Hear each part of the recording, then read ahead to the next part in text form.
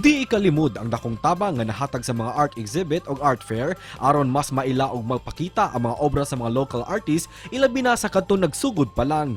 Natagaan usab sila og mga kahigayunan nga mabaligya ang ilang mga obra ngadto sa mga art collectors. Kining tanan gihulagway nilang dakong tabang aron sila padayong modibuho og mga maanindot nga obra ug pagkulit og mga statwa ug uban pang matang sa art. Usa sa mga giatangang tinuig nga art fair dinhi sa Visayas mao ang Tubo Cebu Art Fair. Ning tuiga lang ipasigarbo ang kapinusa ka gatos nga mga artist tibuok Visayas. Karong buntaga mangayo ta og dugang kasayuran kabahin niini ingon man ang ilang katuyuan dinhi lang sa GMA Regional TV Live. Karong buntaga mga kapuso sa Spotlight, suportahan nato atong mga local artists labi na dinhi sa Central ug sa Eastern Visayas sa ilang umaabot ka art exhibit. Magpakisayod ta kabahin niining art fair nga ilusad kuno ato makauban usa ka art fair curator Sir J. Nathan Hore. Maayong buntag ug maupay na aga Sir J. Kumusta ka ug welcome sa GMA Regional TV Live. Pakigreet na lang una sir atong mga kapuso dinhi sa Central ug Eastern Visayas.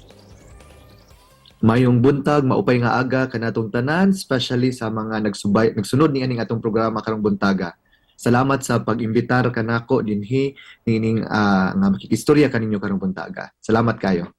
Daghang salamat sir sa pag-uban kanamo karong buntaga. First up Sir J, unsa man ning inyong ilusad nga activity unsa para nimo sir unsa may kamahinungdanon ining mga art exhibit karong panahona? So this is an art fair that would gather together practicing artists in the region. So we have around 200, more than 200 participating artists and art groups sa usa ka gitawag nato nga Tubo Cebu Art Fair 2022.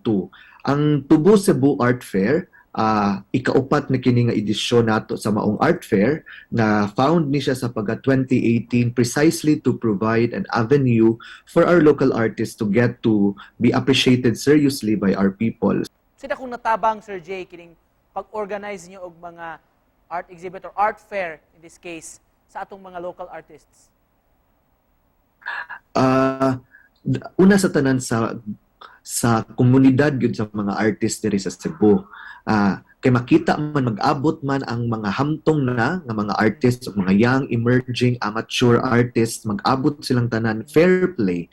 Dinha makita sa mga batanon, ma-inspire sila sa mga trabaho sa mga senior artists, mga young emerging artists ug nindot pug kaayo kay ang kining maong art fair mopakita sa kalapad sa unsa ang Subuanon nga art. Nganong tubo day sir ang tawag ninyo sa Tibok Art Fair? Unsay symbolism or significance sa tubo? Ang tubo ni siya nga grow ang pagtubo. Yeah. Sorry mo say ang accent usahay no tubo ang nitubo ang ato ang art scene sa Cebu. Oo. Ang kuan man gud aning nahinaot gid mi nga mutubo siya kay compare nato ang Cebu sa atong mga neighboring Visayan cities, say Iloilo, Bacolod. Kini sila nga mga syudad buhi kay ni ang ilang art. Sir Jay, can you share to us na kung may online launching nga himuon? Oo, ang atong art fair tungod kay successful man ang pagdagan sa atong art fair last year nga purely online.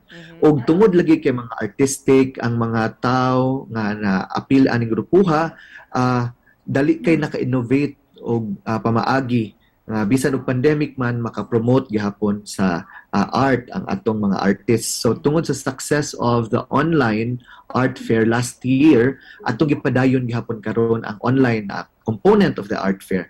So the online will open in